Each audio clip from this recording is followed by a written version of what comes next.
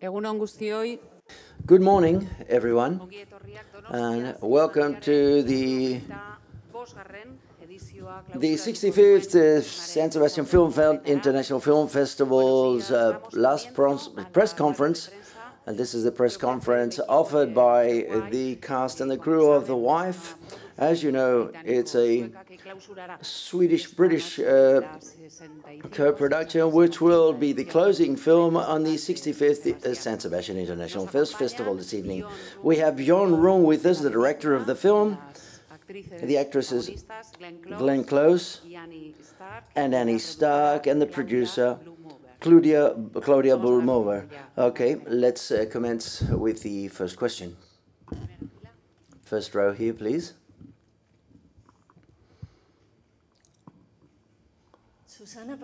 Susana, congratulations, by the way, for the film. I would like to ask whether any additional inspiration, apart from the script and the novel, in order to portray your character, what emotions or feelings were awakened a priori, that is to say, before you started, or after you had read the script and the book? Thank you very much.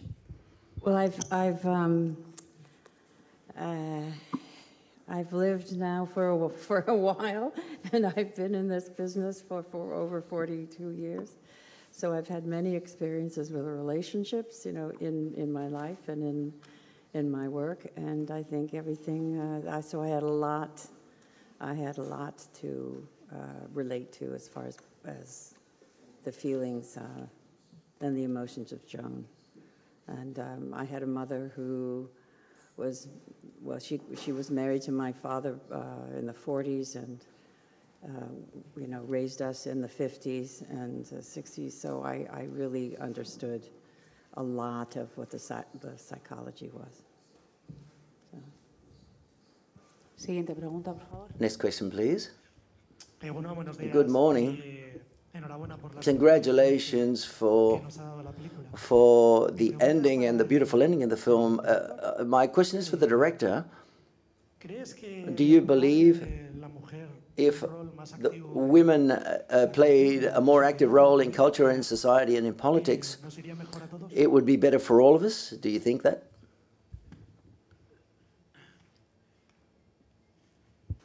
If I understand you correctly, you ask if it will be any change if women was more active part in culture and in politics. Yes, that's right. I think so. Yeah, the answer is yes. 100% yes. Siguiente pregunta, por favor. Yes, next question, please. My question is for both actresses. I wanted to know how you have worked together to build a common character and make it believable that we're actually seeing the same character all the time on screen, just in different times. We had the luxury of time to develop Joan, and it was also an unbelievable collaborative effort to create her from the bottom up. We were attached to the film quite early on, which gave us enough time to adequately form her as the beautiful character that you see on the screen. So. Yeah, we talked a lot. We sat with Bjorn and Jane around the table for a week before we started shooting, and we decided what the most important characteristics were and how to carry them through and how to show them. And Annie made her, you know, decisions on that, and I tried to carry it through. And then it's two different stories. The young couple is creating a life, and the more mature couple is reflecting their life. So in one way, it's the same character, but they are on opposite side. So one is creating their life, and one is reflecting her life. Hola, buenos días. Hi, good morning. I would like to know whether, after working with the script and the characters, the actresses, and perhaps the director also, whether you've realized that when you saw women characters perhaps in the shade or in the shade of their husbands, whether you realized of saying to yourself, this is also a good woman, a good wife. And on how many occasions have you thought of this, the fact that this perhaps has happened many, many times in the past? That is to say that there's a great woman. I think what he's trying to say is there's a great woman behind every great man. And how many times, when you read the book, did you reflect on this has happened many times in history? If you catch what I'm saying. It's a bit of an obtuse question. I'm very sorry. Can I try to answer Yes, that? please. Okay. My mom would always say, Claudia, you always have to remember the man is the hat, and the man is always the hat. But the woman is the neck who turns the hat wherever she wants him to look at, right? So I mean the head. the head, right? So the woman is the throat, and she turns the hat where she wants the hat to look at. I think, and I kind of like internalize that, and I think we all have these kind of experiences in our lives.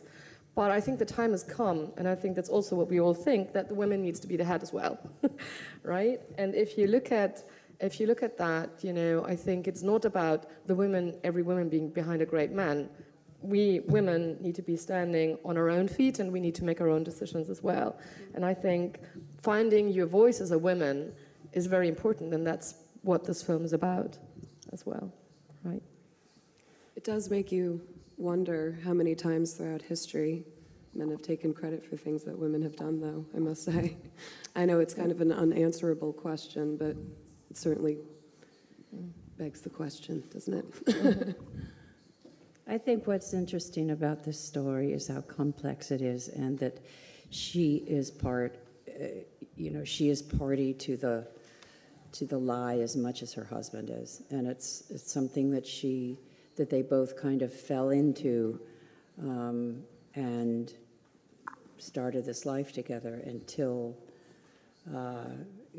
as they got older, it became something different and morphed into something different, and it became something that she felt was so untrue, and he became kind of delusional in a way. You are told something enough, you start to believe it, and I think she lies to her son up to the very end until she can't deal with it anymore. And so I think it's that moment where a woman begins, it's really the first breaking through of her hopefully eventual journey to really finding herself and finding her absolutely true voice, without her husband, in the background. But I think it's the tension of that moment where she has to, for her own survival, say, I cannot do this anymore. But it's very complex, and I liked that, and I thought Jonathan Pryce did a beautiful, beautiful job playing the husband, because in many ways it's a thankless part, because the audience is not on his side all the time. But I always felt that he had a tragic quality about him that he was very aware of, and his performance breaks my heart. So I was very lucky to have him as a partner in this. And he wanted me to mention his name. I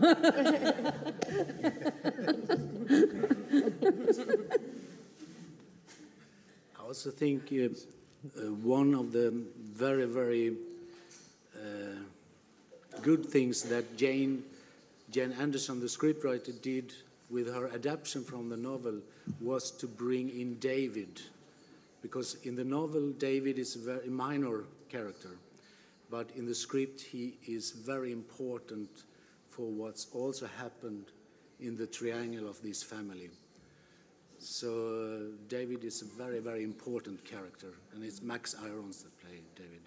Because this, in one way, this secret that this couple has together is workable to have, is possible to have as soon as they are two around it. But with the son suddenly feels that something is rotten in the state of Denmark.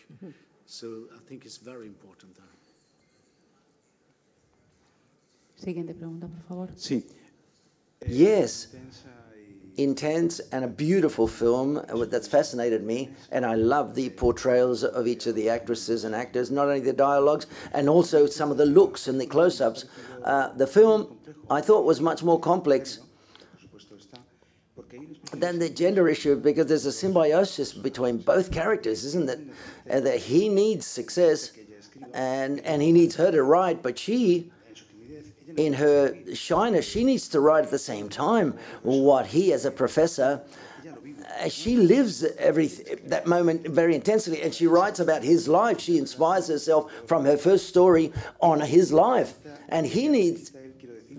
She needs him as much as he needs her. That's what I thought was so beautiful about the film. It's a symbiosis with all of the different conflicts and all that happens in coupled relationships. But I thought it was very, very beautiful, the story of that symbiosis where both characters need themselves intensely, both each other intensely, and they both receive what they seek for. She needs to write that last scene in front of the white page after he's received, and he's dumbfounded in front of it. When he says he's dumbfounded in front of a white page, remember when he says that in his speech? And then she goes over that clear white page just at the end there, and the way she looks at it. That's what I wanted to say. I think that the complexity of the script was very, very beautiful. That's what I wanted to say at the end of the day.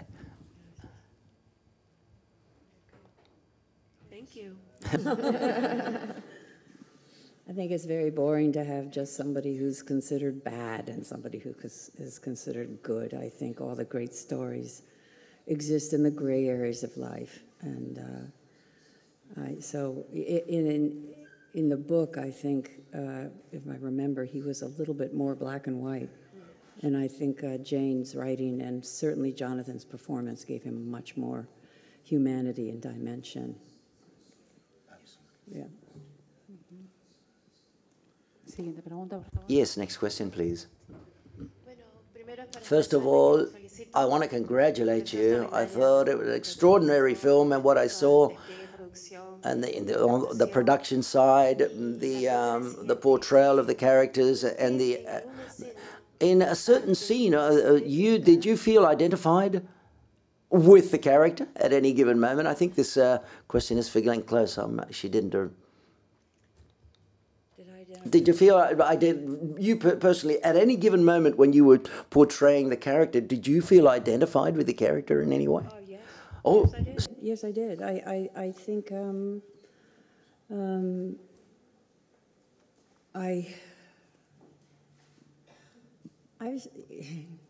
I think a lot of women spend much of their life putting a cover on their light and giving their light to, someone else or to their husband or to their mate. And I think sometimes it's an act of courage for a woman to let her own light shine no matter what, and to let that power out, because a lot of times we're not supported in doing that. So yes, I did relate to her. Yeah.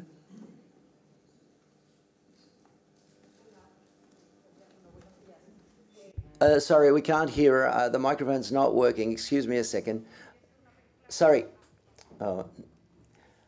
Here we go. Hi, good morning. When I saw the film, I was under the feeling that it was going to be an anti-system type film, and it was going to blow up all of a sudden. Everything was going to go through the roof. And I had that feeling of how horrible that it's always women are accomplices. And I thought, and we continue to be accomplices, don't we? And I don't know what you're feeling. What was your feeling that this story at a given moment has to make that twist, take a twist, and that women have to break down all of that and to break down the complicity vis-a-vis the system? That is, I'm asking all of the women on the panel whether you agree. I'm under the feeling that the truth is, at the end, it continues to be an accomplice type film they felt sort of frustration, because that continues to be the case in the 21st century, doesn't it? Do you agree with that? I think that's what she's trying to ask. I do. I think if she had let herself be who she was and have the strength of her own voice at the very beginning, she wouldn't not have been an accomplice, but she became an accomplice through her own lack of self. She was, I can't think of words this morning. Help me. Well, the thing about self-confidence. She didn't feel yeah. confidence in herself, and she felt that what she had to say was not important. And I think that was cultural at that time. But as she she had an innate talent. She had a writing talent great enough to win a Nobel Prize. And I think for me, she stops being an accomplice when she hears what they say about her writing. And then she demands her voice. But she's been with this man so long, it's not that easy. And it's one of my favorite scenes is when they've had this fight, and he says, well, what do you want to do? And she says, I don't know, I just want to get out of this dress. It comes down to something very personal and then, but I think to see her realize that she has to claim her own voice, it comes at the end. And I think at that moment, she is no more an accomplice. Something that we, established very strongly in developing Joan, especially young Joan, is she's already, she's an introvert. She's a keen observer of the world and the human condition.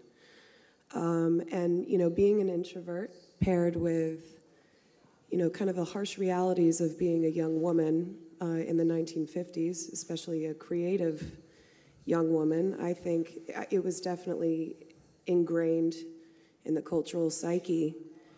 And so as a young, writer, starting out, and also not to mention, that scene with Elizabeth McGovern, Joan truly looks up to this woman as an incredible inspiration, and she's told flatly not to pursue her dream, which is, quite frankly, a stake to the heart. So I believe in the beginning, writing for Jo, I think, was just a way for her to be creative through kind of any means necessary. And then, of course, the lie progressed into a delusion. But, with Joan, though, she's very complex, and obviously everybody knows how complex relationships can be. So it was certainly a journey, I think. When we started the pre-production of this film, I read a lot of interviews with older female writers, especially from United States and Canada. And there was an interview with Alice Munro, the Canadian Nobel Prize winner. And she told the journalist that in the 60s, when she was starting to write novels, short stories, she couldn't say to the neighborhood where she lived that I'm going to sit down and write and don't want to be disturbed. She has to say, I'm sick.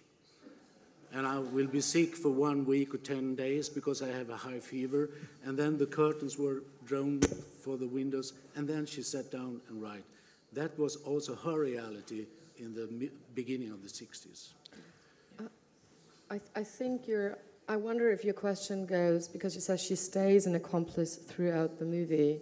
And I wonder if your question refers to the last scene where in the plane the Christian Slater character comes back, and obviously in that very moment she still defends her husband, who's now dead, and decides that she's not going to give that to the Christian Slater character, at the same time still lying, obviously, and still not having her voice.